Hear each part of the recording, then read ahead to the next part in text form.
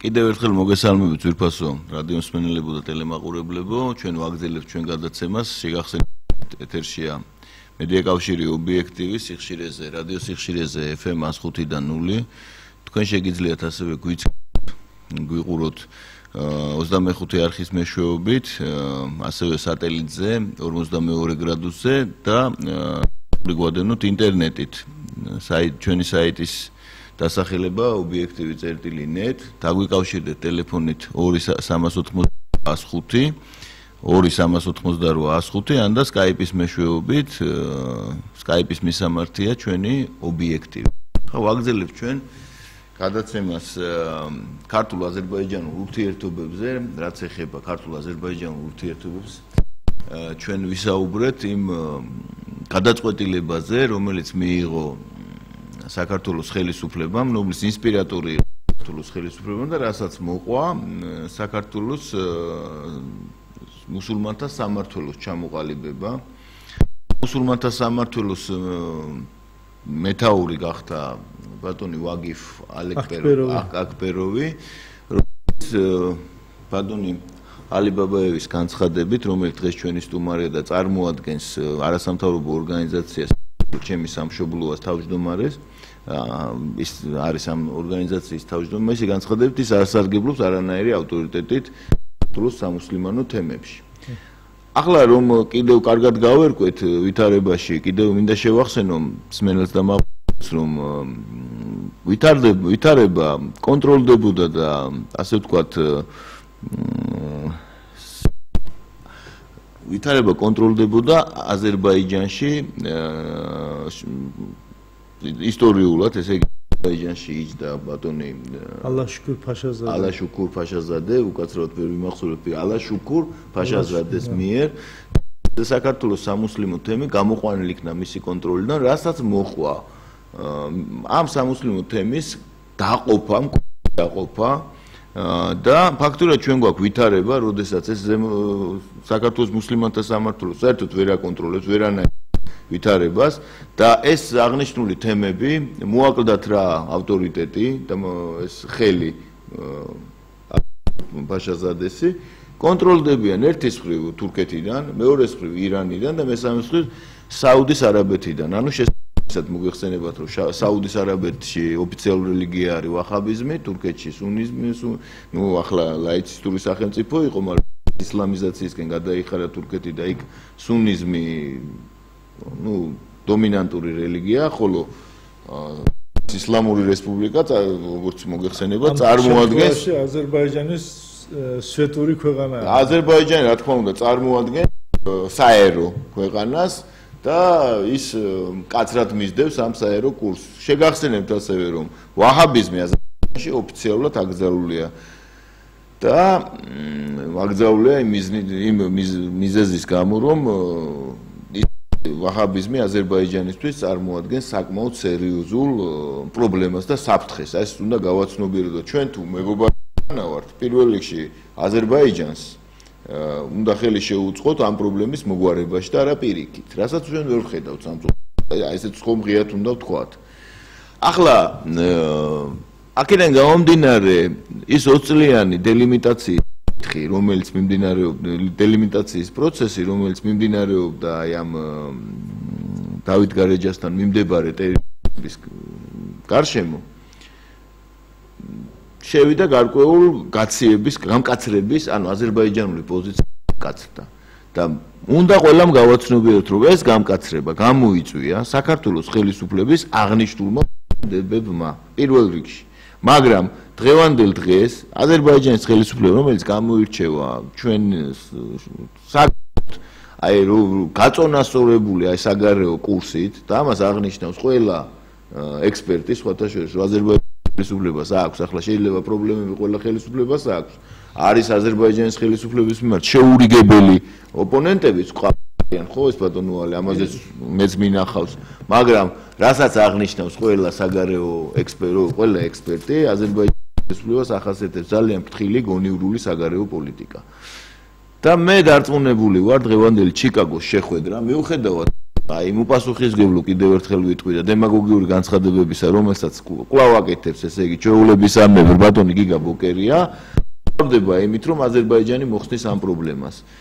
და მოხსნეს არა საქართველოს ხელისუფლების გამო, არამედ იმის გამო, მას კარგად ესმის და ითვალისწინებს საქართველოს მნიშვნელობას და ქართველი და აზერბაიჯანელი ხალხის მეგობრობის მნიშვნელობას. მე პირდაპირ იმედს ვამხნევ ამ შემთხვევაში ბატონ ილხამ ალიევზე და აზერბაიჯანის ხელისუფლების გონიერებაზე და არა ჩვენი ხელისუფლების რაიმე ტიპის გონიერება, რომლის რაც გამოჩნდა აგერ ორი მისი წარმომადგენლის აბსოლუტურად უპასუხისგებლო განცხადებებში, როგორც ბატონმა ალიმმა ბრძანა აგერ დღეს. შემოვიყვანოთ სმენელი და გავაგრძელოთ საუბარი. ეთერში ხართ, ისაუბრეთ. საღამომშვიდობისა. საღამომშვიდობის. მოგესალმებით ბატონო სოსო, მოგესალმებით ბატონო ალი. ბატონო ალი, ძალიან მიხარია ასე კეთილად განწყობილი ომხართ საქართველოს მიმართ. ასე კარგად იცით საქართველოს ისტორია და გიყვართ საქართველო. მეც მაქვს პატარა სიურპრიზი თქვენთვის. ისეთ რაღაცას გეტყვით, ახლა ძალიან გაგეხარდებათ. ისმის ხო ჩემი? დიახ, ისმის. ბატონო ალი, მე ჯერ კიდევ ბავშვობაში ვიგრძენი აზერბაიჯანული ენის სილამაზე. სულ უსმენდი აზერბაიჯანულ რადიოს და ვისწავლე თქვენი ენა რადიოთი. აიხარე. ახლა მინდა თქვენ მშობლიურ ენაზე დაგელაპარაკოთ და ჩემი დაწერილი ლექსი წაგიკითხოთ აზერბაიჯანულად თუ შეიძლება. სიურპრიზი ნამდვილად არის ჩემთვისაც სიურპრიზია. Eli men sizin dogmadilini çok seviyorum. Benim var sevdiğim Azerbaycan şairleri, bestekarları, müğennileri, sevdiğim şairlerden diyebilirim Bəxti Abzade, Səməd Vurğun, Nəbi Xəzri, Polad Bülbüloğlu müğənnilərdən, bestekarlardan Emin Sabitoğlu vesaire. İndi icazə versənizsə öz yazdığı şeiri oxuyacağım. Bu şeir gənc olaraq yazmışam. Sensiz olmak ne çetindir hele bilmirsən. Gel əzizim məni xoşat qoy görsün hamı. Ürəyimdə sən en böyük arzum ümidsən. Soruşuram daha heç vaxt qalmazsan mı? Ayrılmışıq başa çatdı bizim məhəbbət. Darıxıram unudulmaz keçmiş üçün. Gel barışaq bizi səklər yenə səadət. Mənim buludur gəncliyin isti günə. აიხარეთ ქალბატონო, მე მართალია არ ვიცი აზერბაიჯანული ენა. ჩემთვის სურპრიზია ქალბატონი ასე კარგად ლაპარაკობს აზერბაიჯანულად, ისეთი ცნობები დათვალა, რომ ნამდვილად სამაღო ადამიანები არიან და იყვნენ და ის ლექსი, რომელიც ნამდვილად სურპრიზია ჩემთვის. დიდი მადლობა ქალბატონო. კარგი იქნებოდა, რომ შეხვედრი ვიყავით და თქვენთან ურთიერთობა ძალიან კარგია, რომ თქვენ ხართ მაგალითი ქართული აზერბაიჯანული მეგობრობის. მე ასე ვფიქრობ, იმიტომ რომ ძალიან ბევრი ქართველია, რომელიც დაინტერესებულია აზერბაიჯანული ლიტერატურით, აზერბაიჯანულ ურთიერთობაში. თქვენისთან ხალხი ძალიან ვჭირდება. მე მითაც მინდა, რომ აზერბაიჯანში შოუ ბიზნესის ესე იგი ერთ-ერთი ვარსკვლავი ქალბატონი მანანა ჯაფარიძე რომიც არიან. ასევე მე ვამაყობ იმით, რომ ქალბატონი ნინო რამიშვილი და ქალაქ ბაქოში, ცერგო ზაქარიაძე ბაქოელია. მე იმითაც ვამაყობ, რომ რაშიდ ბეიბუდოვისთან მომღერალი ცნობილი ადამიანი თბილისელია, ის ყოველთვის თბილისობაზე და ჩემი ქალაქიაო და თბილისის ღირსეული მოქალაქე იყო. ასევე ცნობილი იმდენი ცნობილი ადამიანები, რომლებიც ნამდვილად აი ზუსტად ქართული აზერბაიჯანული მეგობრობის საზინტარი არიან ეს ადამიანები. ჩვენ არ აგვაქვთ უფლება, მე ახლა ჩემ თავს უფრო ხნიერად ვთვლი, მაგრამ ჩვენ მომავალთაობას უნდა უძღნათ ის მეგობრობა, ის ურთიერთობა.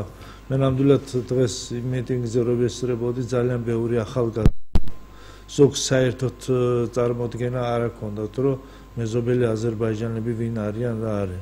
მაგრამ აი ჩვენისთან ადამიანმა უნდა ესე იგი ამ ხალხთან ურთიერთობა მალ-მალე გამოსვლები ურთიერთობები ჩვენ შვილებს ჩვენ მომავალთაობასაც ეს ურთიერთობაზე უნდა პოლიტიკოსები მოდიან მიდიან მაგრამ ხალხი ორი არ რჩება ნამდვილად ასეა ნამდვილად მე ახლა მინდა ბატონს რამოდენიმე საკითხზე ვიმჯერლო ქართული აზერბაიჯანული მეგობრობაზე ჩვენ ისტორიას ძალიან ბევრი ისტორიული ფაქტებიც არის რომელიც მე ამით დაინტერესებული ვიყავი კიდე 99 წლის მერე როცა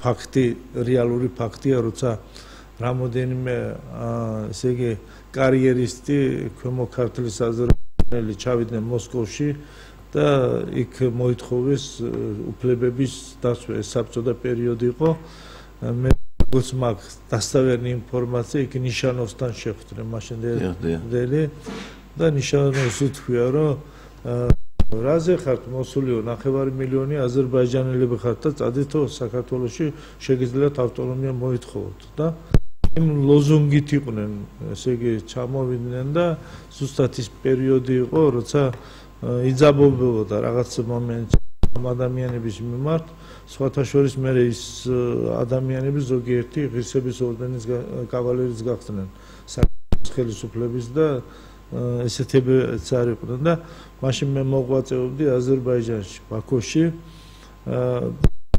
მე მაშინ მიმართე ბატონ გამსახურდიას ზიად გამსახურდიას და ელჩიბეის მაშინ იყვნენ ესე იგი ლიდერები და იქ მე წერილი ეხლაც მაქვს ჩემი ის წერილი და ორივეზე რომ თუ საქართველოს და აზერბაიჯანის შორის დაიძაბება ურთიერთობა წითელი ხიდი რომელიც მეგობრობის ხიდია ცნობილი იქ მე დავიწვევ თავს ესეთი აქცია მქონდა ეს მარტო მე კი არა ძალიან ჩვენ ყველანაირად მე ვცდები რომ საქართველოში მცხოვრები აზერბაიჯანელებისთვის ეს ურთიერთობა უფრო დავაახლოთ ახალგაზრდა უფრო ერთმანეთთან ინტეგრაციის პროცესი უნდა გავაკეთოთ მე მინდა დღევანდელ დღეს კიდევ ერთხელ დიდი მადლობა გადავუხადო კავშირი ობიექტივის ხელმძღვანელობას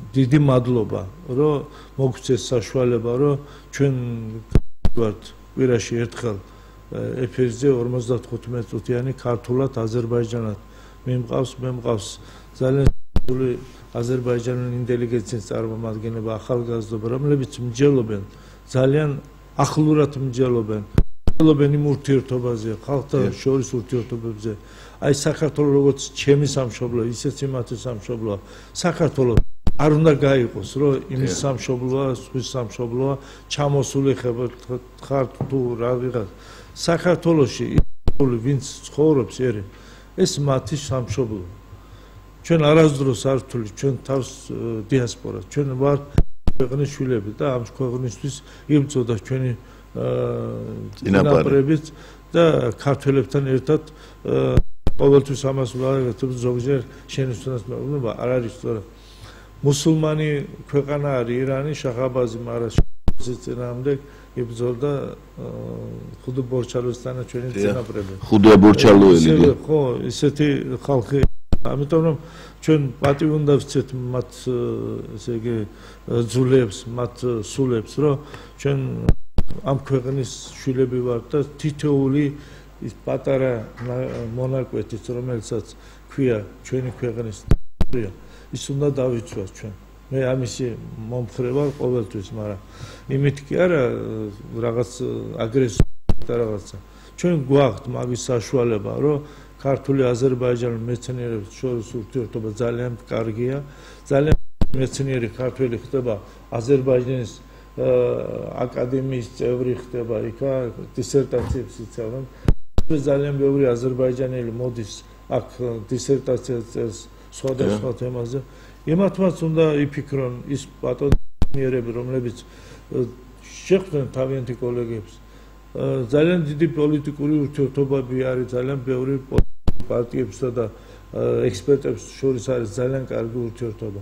ძალიან კარგი ჩამოყალიბებულია ქართული აზერბაიჯანული პარლამენტთა შორის ურთიერთობის კომისია, რომელსაც ცნობილი ხალხი ხელმძღვანელობს, იმ ხალხთან ის პარლამენტარებიც უნდა შეხვდნენ. მე მგონი პრეზიდენტების წელიწადში 3-ჯერ 4-ჯერ ხვდებიან ერთმანეთს და ან ის ჩამოდის აქ, ან რაღაცა გახსნებიან, ან რაღაცა. ამ საკითხებზე უნდა ვიმჯელოთ იმ პრობლემებზე, რომლებიც ნამდვილად არსებობს. არ არის ისეთი ქვეყანა, რომ მათ შორის მეზობელ ქვეყანას შორის პრობლემა არ არსებობს.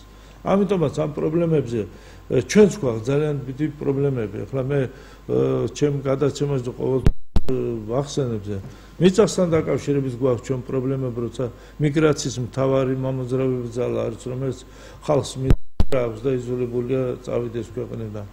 არ არის დაცული ქართული ენა, როგორც სახელმწიფო ენა დაცული არ არის. არ არის ეს ერთ ბოლოს და ბოლოს დასვით ეს მეცნიერები და ჩამოაყალიბონ ერთი რაღაცა ისეთი მეთოდიკა რომ ისწავლონ ენა. წარმომადგენელი გამოვიდნენ და ქართული როგორც სამშობლოს ენა მიიტანენ, იმიტომ რომ კადრი არ აყვავს. ჩვენ ხურავთ იქ, სადაც რაღაცა ხეირი გვაქვს.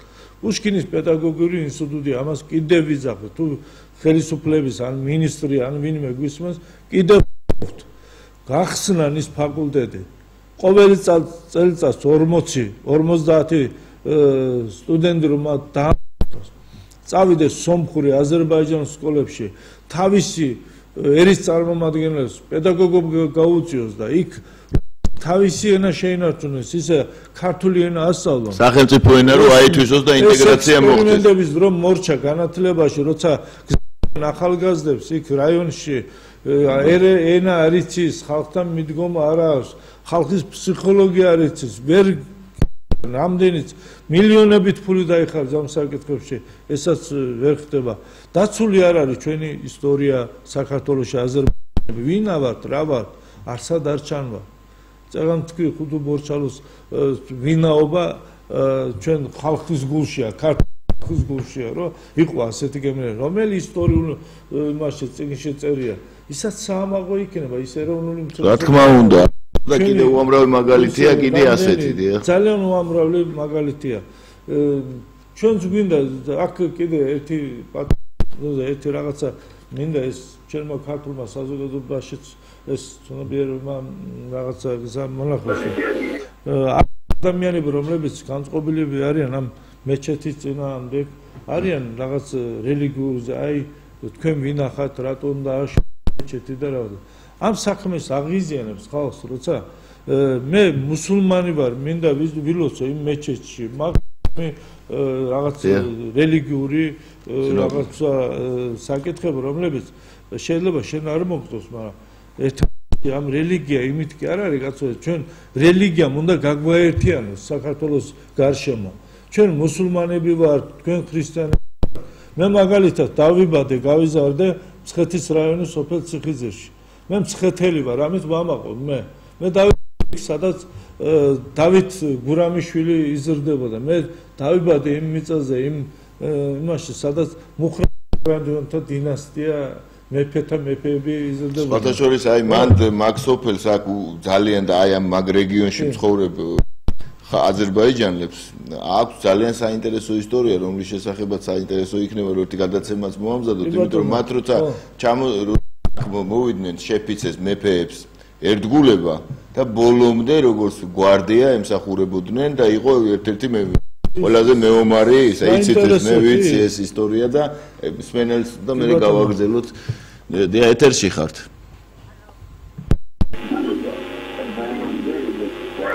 ეთერში ხართ, ისაუბრეთ. ბატონოსასა. დიახ, გისმენთ.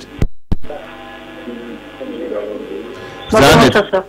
მივესალმებით განსტომას ამ გონიერ შესანიშნავ ადამიანს. და ერთი ეს მინდა გითხრათ, მე ბათუმიდან გირეკავთ. დიახ. 40 წელიწადია ვართ მეზობლად აზერბაიჯანელი და ჩვენ ესე იგი მანქანათმშენებელი ქარხანა იყო, თქვენ გეცოდინებათ ალბათ. შემოგვასახლენ 67 წელს ვინები მივიღეთ და იმის შემდეგ ცხოვრობთ ერთად მეზობლად. აზერბაიჯანელები და ქართველები. აი მე არ ვიცი, აი ენით ვერ ავწერ ამ ადამიანების შრომყარობას, ამ ადამიანების ერთგულებას და იყო პერიოდი, როდესაც ესენი ფიქრობდნენ თითქოს სხვაგან აზერბაიჯანში იყვნენ, ბაქოში მოიარენ, ყველაფერი ბოლოს დაბრუნდნენ და თქვენ რომ აი მე ზე უფრო კარგი საცხოვრებელი ადგილი მე არსად მინახავსო და იმის შემდეგ ესენი ცხოვრობენ აქ და შესანიშნავი არაჩვეულებრივი ხალხი. მე ვარ მართლმადიდებელი ქრისტიანი, ის არის მუსულმანი, მაგრამ ეს ჩვენს მეგობრობას, მეზობლობას, ჩვენს სიყვარულს აბსოლუტურად რო ხელს არ უშლის არანაირად.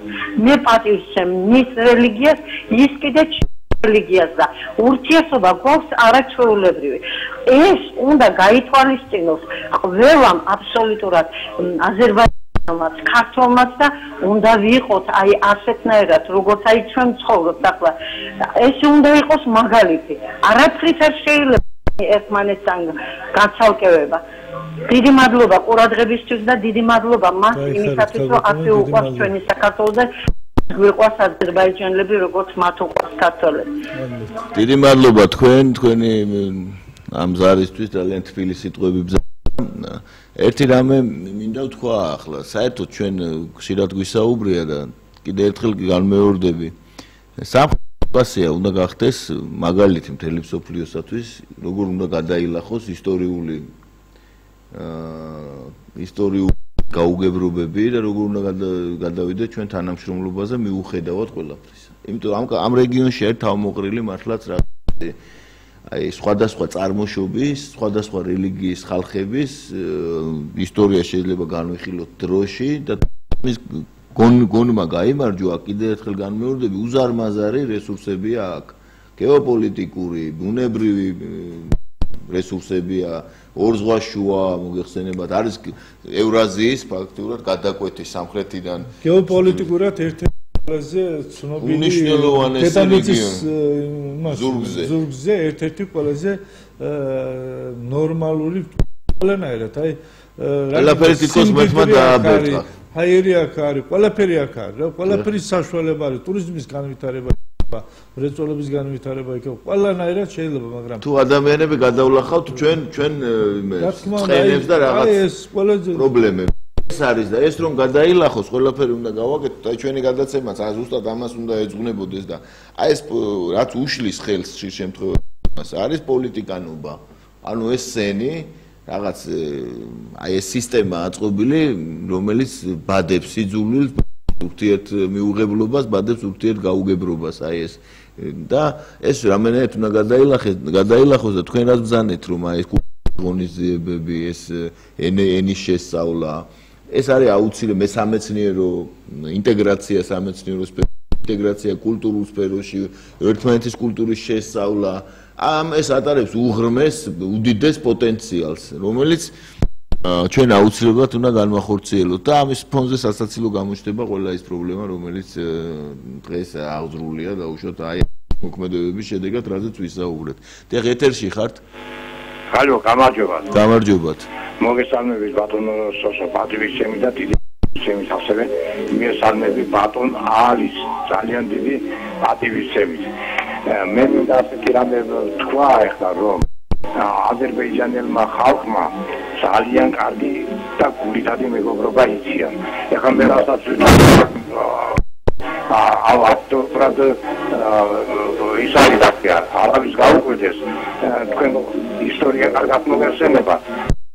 იბერია უდიდესი პიროვნება იყო ისტორიაში, ეს როსაკითხია ვინ რა ყოფილ როგორ აფასებს და მისი მეგობარი აზერბაიჯანის პირველი მდივანი ბაგიროვი, რომელიც ბერია და ბაგიროვი ერთად შეზრდილები ერთმანეთი მოგახსენება თავიდან ბერია მოღვაწეობდა ბაქოში და ისიც მინდა ვთქვა რომ როდესაც 1920 წელს მენშევიკებმა დაიჭირა და ქუთაისის ციხეში ისვა ლენინმა გამოგზავნა ლავრენტი ბერიას საკითხის მოსაგვარებლად კიროვის 1920 წელს. ეხლა რა მინდა თქვა 53 წლის დეკემბერში, როდესაც შედგა ფარსის სასამართლო და ასამართლებდნენ მოსკოვის ბერიას დარბაზში, სინამდვილეში ბერიას ორეული всеолод Орлови да Багировმა იქნა ის რომ არის და აზერბაიჯანული ენაზე გამოელაპარაკა ბერიას იმან ვერაფერი გაიგო და თავი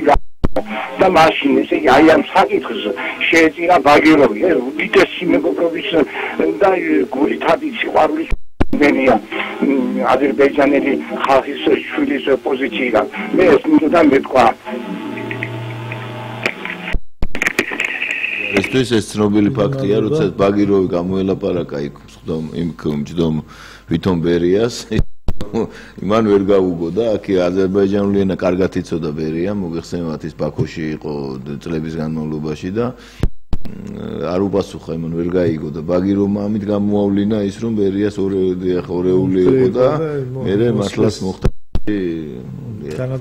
განადგურება. აი, სწორედ ჩვენ ახლა როდესაც საუბრობთ მალი ეს რესურსი ფაქტიურად დღეს რაზეც ჩვენ საუბრობთ კულტურული აი თქვენ თქვით ენის მართლაც ამას არ ჭირდება არც დიდი ფული ამას არ ჭირდება ახალი კადრების მოძიება ხომ ეს არსებობს რომ გაიხსნას დაუშვათ ქართული ენა აი პუშკინის ფილიალი მაგრამ პუშკინის პედაგოგიური რა გახდა როცა მე ეს ხოლმე ერთ-ერთ შეხვედრაზე მე ვთქვი რატო ეს გაუქმედა აი ჩვენ გავხდო სამხრეთ ცოდნეობა სამხრეთ აღმოსავლეთ ცოდნეობის ფაკულტეტიო და მივიდნენ იქ ისწავლონ მე ვთქვი დაახლოებით 100-ზე მეტი სომხური სკოლა არის საქართველოში აზერბაიჯანიც იმდენია დრომედის უფრო აკალდება ეს ეროვნული უმცირესობის სკოლები ესაც იმ კანონის დარღვევა, რომელიც საქართველოს საბჭოს წინაშე აღებული ვალდებულება, ჩარჩო კონვენცია ეროვნული უმცირესობის უფლებებთან დაკავშირებით. უნდა შეინარჩუნოს ეროვნული უმცირესობა თავისი ენა, თავისი კულტურა, თავისი ტრადიციები და ეს ყველაფერი და მითხრა რომ იქ წავიდნენ და იქ ისწავლონ.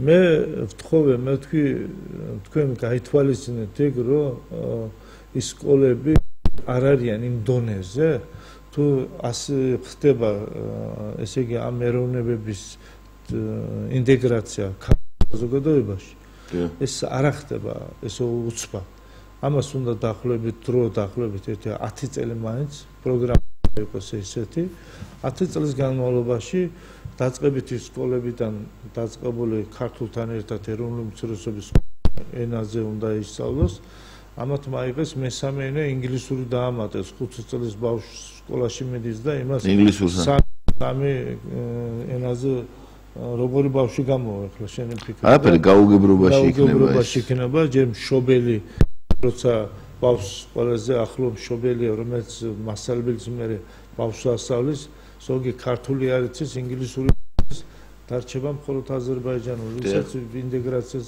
ძალიან ცუდი ის იქნება და მე ვთქვი გახსენეთ მეთქი ერთად ერთი პედაგოგიური ინსტიტუტი სახელი ჰქონდეს რომ პედაგოგიური ინსტიტუტი ამდენი უმაღლესი სასწავლებლები სადაც რეგიონებიდან მუნიციპალების დაფინანსებით იქნება თუ კომერციული მასში ის სოფლებიდან მოვიდნენ ის ახალები და ჩააბარონ ეს უმაღლესი სასწავლებლებში ბოლოს დაბრუნდნენ თავიანთი სოფლებში იყვნენ ქართული ენის მასწავლებელი რომელსაც ეცოდინება როგორც აზერბაიჯანი ისე ქართული აზერბაიჯანის მასწავლებელიც ეცოდინება ქართული და ეფექტი ექნება ამ საკითხს ამაზე მე დაახლოებით 10-15 წელი ამ საკითხთან მუშაობ თითქმის შესწავლილი გვაქვს ყველა სკოლაში როგორ მიდის და ამასთან დაკავშირებით ისაც იყო რომ მე მინდა ქართული მეზობამეს იცოდეს რომ როცა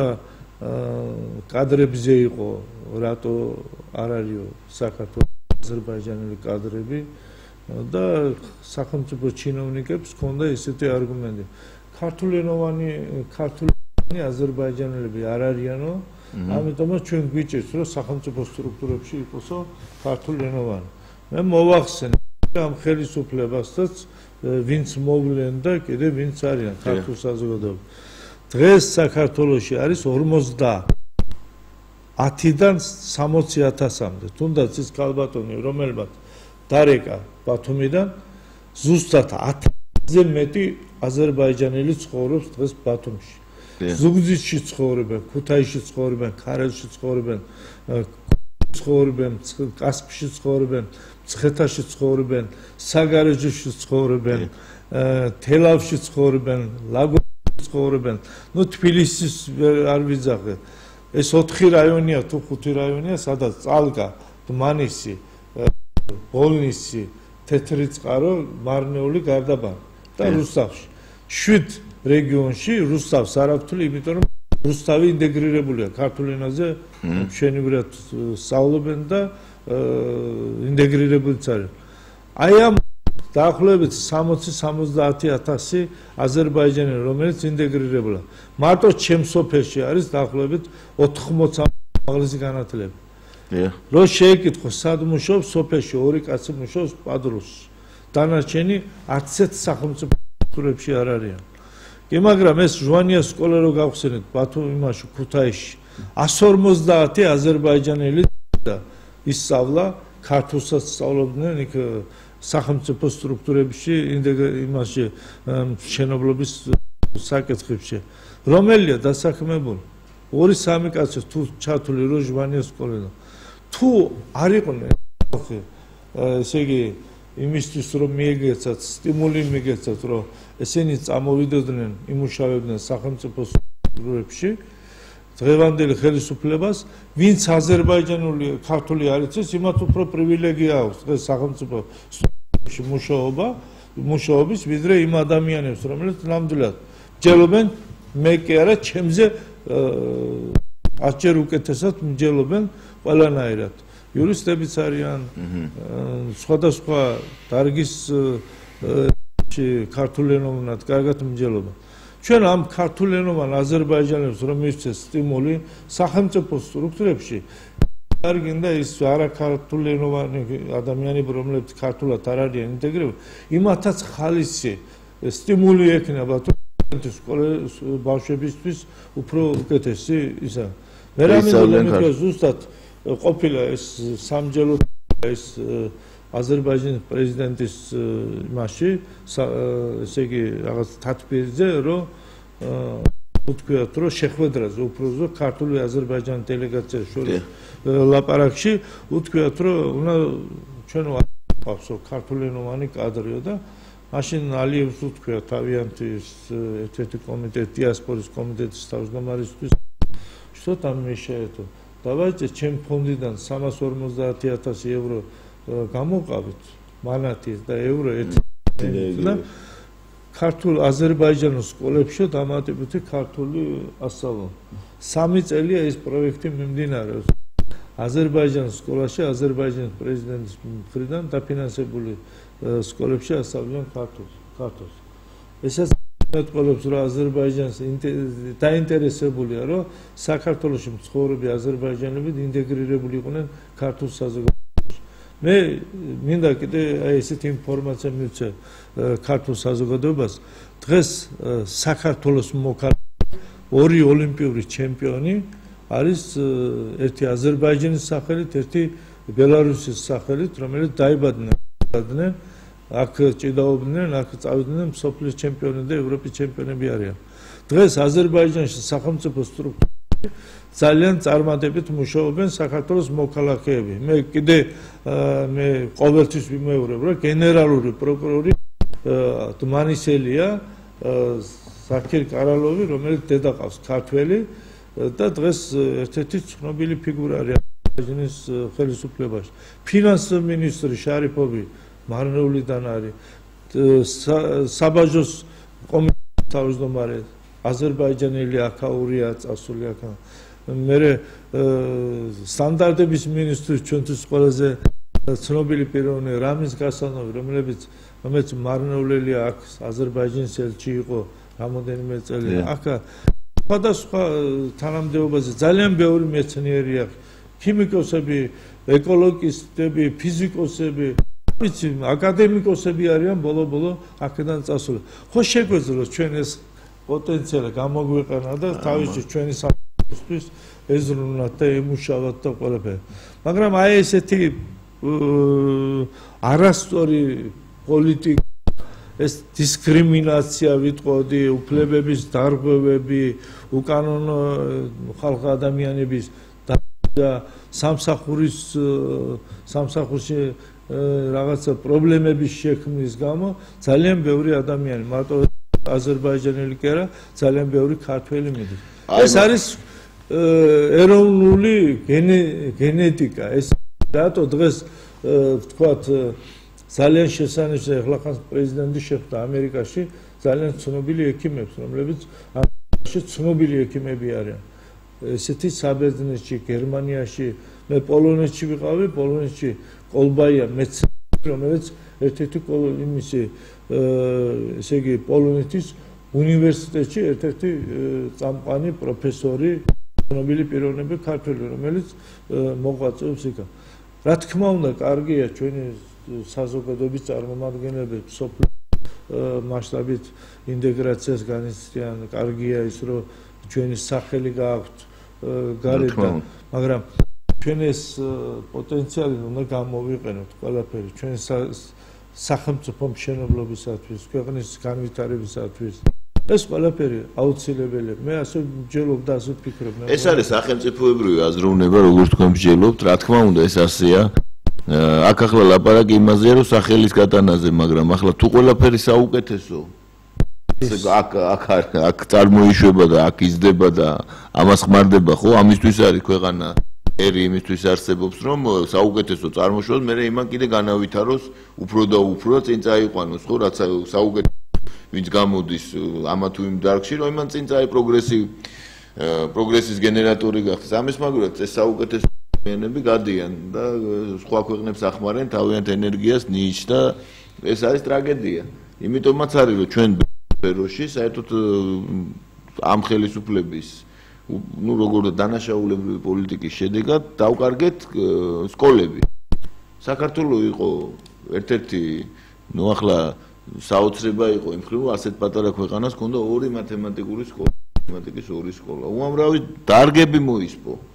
ესე იგი რო ჩამოვთვალოთ ახლა 28 სამედიცინო 25 ინსტიტუტი იყო და აღარ აქვს არაფერი საერთოდ გააუქმეს. ახლა ქვეყანაში სადაც მოიხსენებათ მეცნიერება, ანუ ისპობა და აღარ არის სკოლები, რო ისპობა, იმის აღდგენა სჭირდება უკვე 10 წლეულები. დანაშაული ჩადენილი მთელი ერის წინაშე, რასაც ესენი აკეთებენ და ამას რეფორმას ამბობენ, ვითომ ეს რეფორმა იყოს, ეს იყოს მოდერნიზაცია. და აზერბაიჯანის ხელისუფლება პირიქით აკეთებს. ახლა თუ ვინმეს გონია რომ ეს რომ აქვს დაუშვათ აზერბაიჯანი მეტი აზერბაიჯანს, ამიტომ ხდება ძალიან მწარედ ხდება.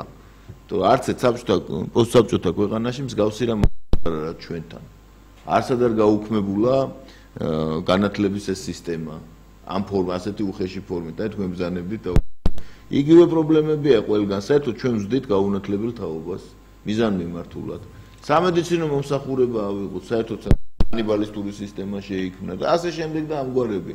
ამიტომ ახლა მე ილუზიები იმის შესახებ არ მაქვს ნამდვილად, რომ ამ ხელისუფლებებში მოხერხდება რაღაცა ეს რა კარდინალური ცვლილებები და ისეთი აი იმ გზით წასვლა, რომელიც ჩვენ ორთავეს გვინდა და გუნდა ყველა კეთილგანწყობილ მოქალაქეს, ხომ? ჩვენ უზარმაზარი პოტენციალი გვაქვს ურთიერთობის განვითარების და ამით უდიდესი სიკეთეში მივიღოთ, მაგრამ კარგავთ ყველაფერს ფაქტიურად იმის მაგივრად რომ მოვიპოვოთ და მოვიხვეჭოთ სიკეთე ჩვენთვის და ჩვენი შვილებისთვის და ქვეყნისთვის. აი ეს არის სამწუხაროდ.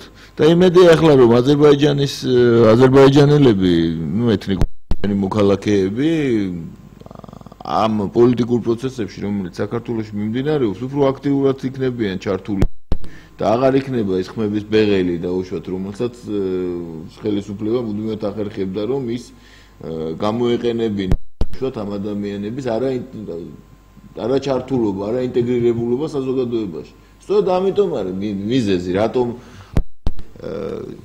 აქ არის ამოხსნა იმ ამოცანის, რატო უწყობს ალიევი ხელს დაუშვათ ქართული რომ ბავშვებმა ისწავლონ ქართული და რატო არ უწყობს, რატო არ არის დაინტერესებული ამაში საქართველოს ხელისუფლება. უბრალოდ უფრო მადვილია манипулირება, რომელმაც არ იცის სახელმწიფო ენა.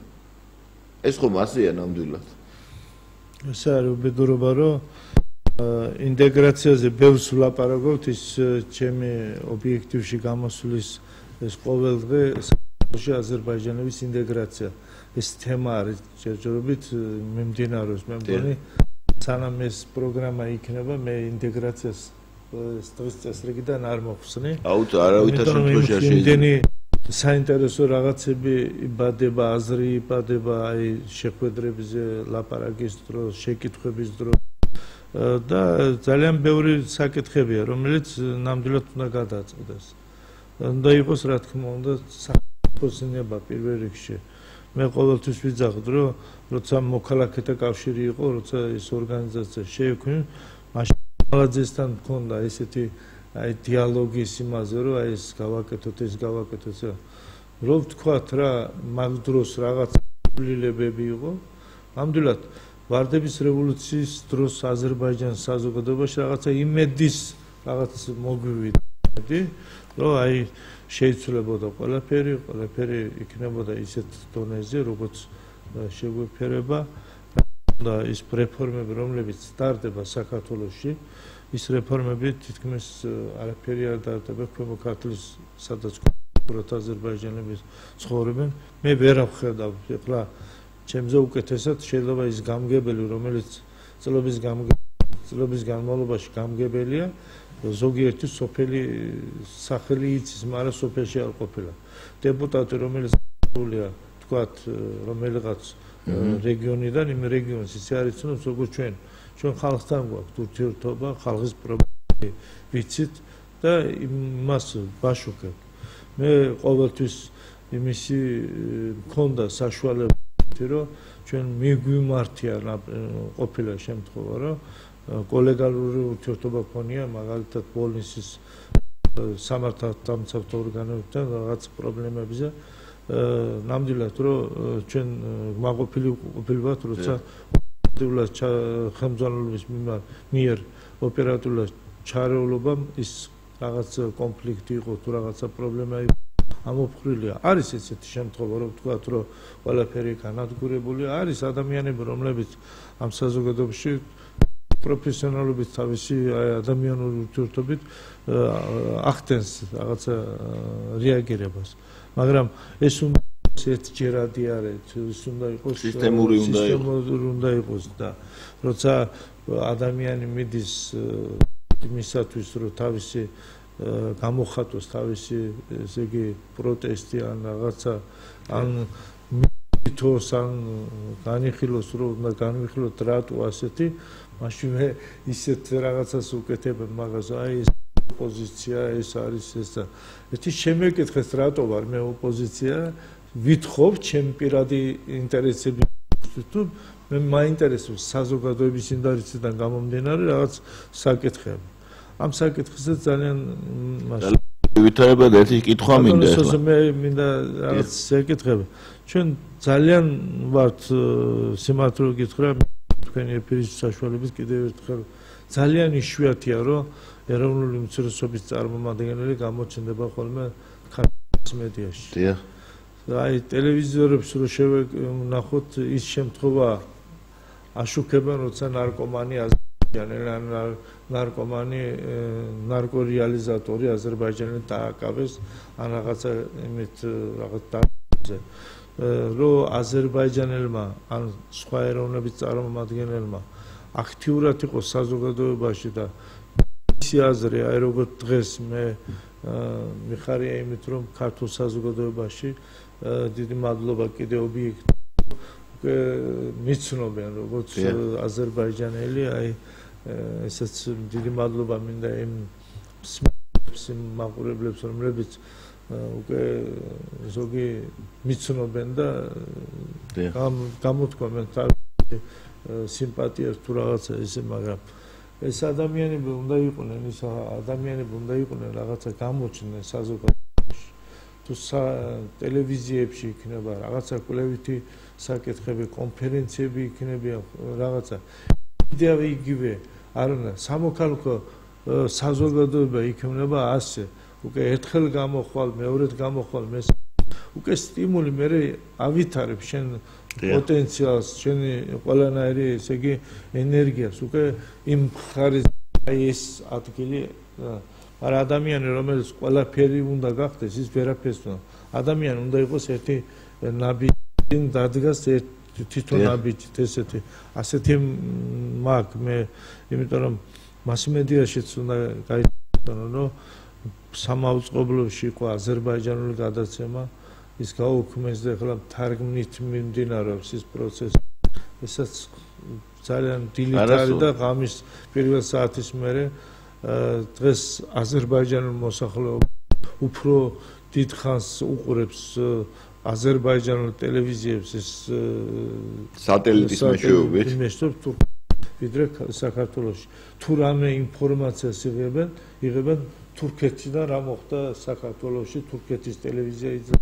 ან აზერბაიჯანის ტელევიზია ანუ ესე იგი ამ პოლიტიკის შედეგად ფაქტობრივად ეს დეზინტეგრაცია არის ესეც უნდა გავითვალო ისე რომ უყურებთ იმდენი რაღაც საკითხებია რომელიც საკითხებით ნამდვილად ეს უნდა გაანალიზდეს სათვის არის საჭირო პრეზიდენტის თანაშემწეები ყავს ეროვნული უმცირესობის საკითხებში ამით უნდა იმუშაონ ამას უნდა რეინტეგრაციის სამინისტრო რომელიც ადრე მაინც რაღაცა კეთდება დღეს ის სამინისტრო თვითონ არაფერი კეთდება ადრე ომბუდსმენის აპარატთან არსებული ეროვნული უმცირესობის საკითხებში საბჭო იყო რომელიც მართლა აქტიურად მუშაობდა ჭრებდით იქ მინისტრებს რაღაც საკითხებში ჩვენ ჯელობდით რაღაც ეხლა ისე გამოდის რომ ვინც იქ აქტიური იყო იმას არის ეს საბჭოს უკვე თითქმის ლიკვიდირებულია მე ასე ვიტყოდი და აი ეს ყველაფერი მიდის წინ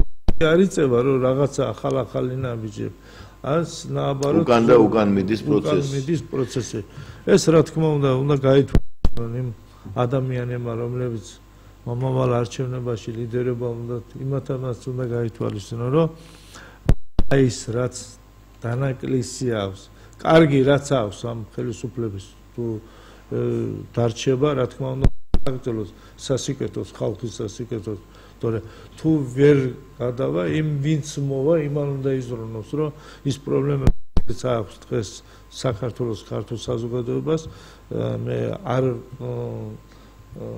მასშტაბი ქართული საზოგადოება არის ქართული საზოგადოება ამ ქართულ საზოგადოებაში ყველა იქავა ეროვნული უმცირესობა იქნება თუ ვინც იქნება მე ხო ესეთი აზრისა ვარ არა ძალიან მნიშვნელოვანია თქვენ რასაც ბრძანებთ და ეს ახლა ძალიან ბევრი ადამიანი გვისმენს და დარწმუნებული ვარ რომ ჩვენ ძალიან ბევრი თანამოაზრე გვყავს იქიდან გამომდინარე რომ სხვა ალტერნატივა არ არსებობს უნდა გავაცნობიეროთ რომ ეს საზოგადოება უნდა იყოს ინტეგრირებული ჩვენ ერთმანეთის და ამისთვის არსებობს უამრავი საშუალება ახლა მით უმეტეს იცით ამ სფეროში მოღვაწეობთ დიდი ხანია როგორ უნდა გავაკეთოთ რა ფორმებით უნდა გავაკეთოთ ეს ინტეგრაცია როგორ უნდა იყოს და ბუნებრივი და როგორ უნდა იწვევდეს ეს ურთიერთგამდიდრებას და სიკეთეს როგორ უნდა იწვევდეს თითოეული ადამიანი და თითოეული მით გვაქვს ჩვენი აი თქვენ ბრძანეთ ახლა რომ ჩვენი თანამოქალაქეები მუშაობენ სხვადასხვა ქვეყნების საპასუხისმგებლო თანამდებობებზე აზერბაიჯანში იგივე ევროპაში რუსეთში მაგალითად და უამრავია ეს უკრაინაში და ასე შემდეგ ეს არის სიმდიდრე ერთის მეორეს მხრივ ხო ერთის მხრივ არის რომ გადინება ხდება ამის პირიქით გამოყენება შეიძლება იმისათვის რომ ჩვენ ქვეყანაში მეტი სიკეთე იყოს აი ესე ვთქვათ ჩვენ ხო ახლა მაშინ როდესაც კიდე ერთ საკითხს მართალია დრო ცოტა დაგვრჩა ახლა მე არაერთის გამიგონია და ვიცი უბრალოდ რა გაგონება უნდა ამას ახლა ღია თქვათ იმის შესახებ რომ საქართველოს ბიზნეს ტერორი მიმდინარეობს ანუ ადამიანებს არ აქვს სამეწარმეო საქმიანობის განხორციელების უფლება ახლა მე ხშირად გამიგონია აზერბაიჯანელი მეგობრებისგან რომ გვავიწროვებენ უამრავი ადამიანია დაჭერილი ყველა მესამე ოჯახში პატიმარია ყველა მეორე ოჯახში პატიმარია და ასე შემდეგ და როდესაც ვეუბნები რომ იგივე მდგომარეობა ამას არ აქვს მნიშვნელობა ქართულსაც ისევე ზუსტად იჭერენ როგორც აზერბაიჯანელს ანდაზსობას არ აქვს ამას ეს ორგანოები მუშაობენ პერიფერიულად არა ბატონო იციან ვისაუბრს ფული და ფული თუ გამოუშთა ვინმეს ან თუ ცდილობს ესე იგი რომ რაღაცა შექმნას, ანუ მეწარმე ეს არის ადამიანი, რომელიც ქმნის სიმდიდრეს, ხო? რომელიც დება საზოგადოებაში და რაც მეტია მეწარმე და მეწარმეობა რაც უფრო მეტად არის განვითარებული, მით უფრო მდიდარია ზოგადად საზოგადოება. ამაზე დგას 80% ვახსენებ მე მაგალითად საფრანგეთის ეკონომიკის და მცირე მეწარმეობა და ასე შემდეგ უამრავი განვითარებულ ქვეყნებში მცირე მეწარმეობა, საშუალო მეწარმეობა ქმნის დოულას და სიკეთეს. და ჩვენთან ზუსტად ხელისუფლების მოქმედება დამიზნებულია, რომ არავინ გარდა სახელმწიფო აპარატისა არანაირად შემოსავალი არ გაიჩინოს და არ შექმნას დოულათი. ეს არის. ახლა მე ვიცი რომ ამ ხრივ მართლა ფული მდგომარეობა აგერ 3-4 წუთი დაგვრჩა და აი ორი სიტყვით თქვათ. რა თქმა უნდა ბიზნესი განვითარება ეს სახელმწიფოს მისი ეკონომიკური განვითარებისთვის ეს აუცილებელია.